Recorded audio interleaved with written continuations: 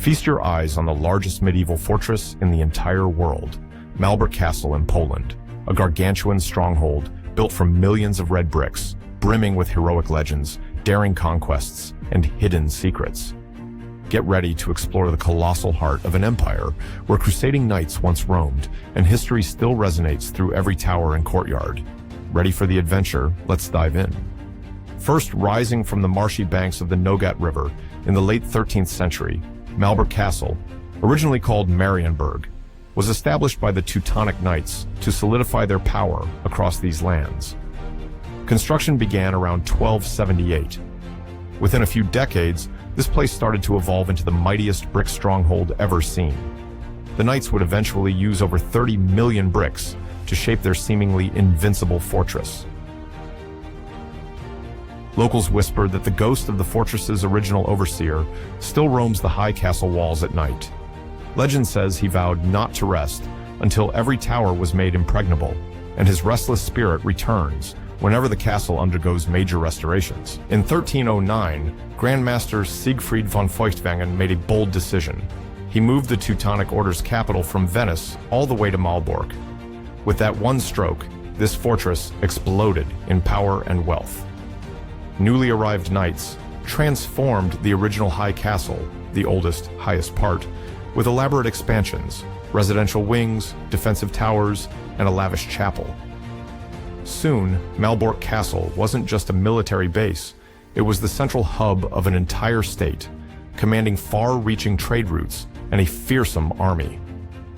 By the early 14th century, the Teutonic Order had grown so economically robust that it was practically debt-free, a rarity for medieval states.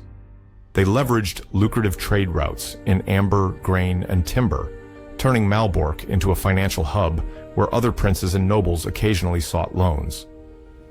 One local tale describes how, on his first night in Malbork, Grandmaster Feuchtwangen was awakened by a mysterious figure clad in black armor.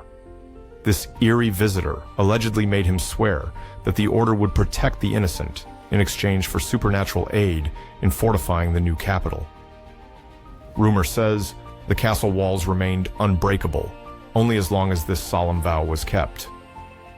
Malbork isn't just one castle, it's actually 3 interlinked strongholds, high, middle, and low, each functioning as an independent fortress with its own walls, gates, and moats. This layered defensive design made a successful siege nearly impossible even for massive medieval armies. High Castle, the oldest core, complete with a stunning Gothic church and the Chapel of St.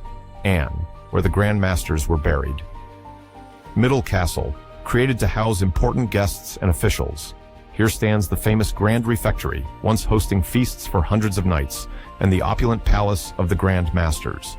Despite its medieval origins, Malbork's Great Refectory and private chambers featured a surprisingly sophisticated underfloor heating network. Hot air from furnaces circulated through channels beneath the floors, allowing knights and guests to dine in comfort even during the harshest winters. Low Castle, the largest and youngest section. Altogether, this triple fortress sprawls over 18 hectares, making it the largest Gothic castle in the world. Legend whispers of ghostly bowmen who appear atop the Middle Castle's ramparts during stormy nights. Clad in faded Teutonic robes, these phantom archers silently patrol the walls, as if still defending their fortress from an enemy that never arrives. After the Battle of Grunwald in 1410, King Władysław Jagiełło's victorious Polish-Lithuanian forces besieged Malbork Castle for nearly 2 months, only to withdraw in defeat.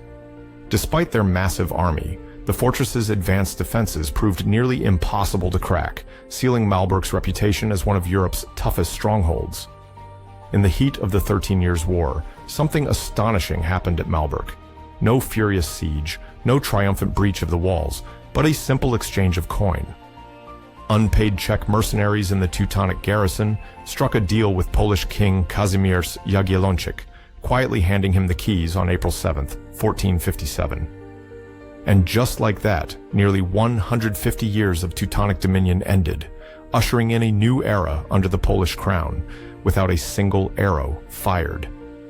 Soon, the castle served as a royal residence for Polish kings, hosting grand ceremonies in the spectacular halls of the Grand Master's Palace.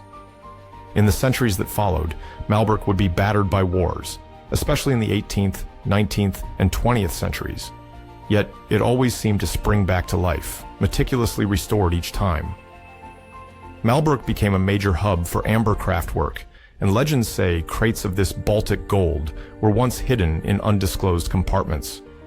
Archaeologists have uncovered only a fraction of these secret caches, hinting that more precious deposits may still lie buried beneath the fortress.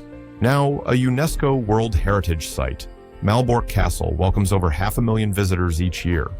You can wander its sprawling courtyards, marvel at the meticulously restored stonework, and explore collections of medieval weaponry, ornate amber displays, and echoes of vanished empires. With every stone you touch, you feel the presence of knights, kings, and centuries of drama.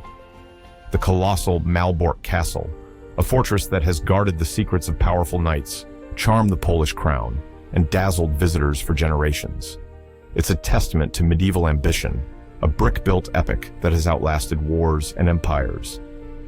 Now, I want your take. Were you surprised by the hidden marvels these walls? Which Malbork legend caught your imagination the most? Comment below and share your thoughts on this castle.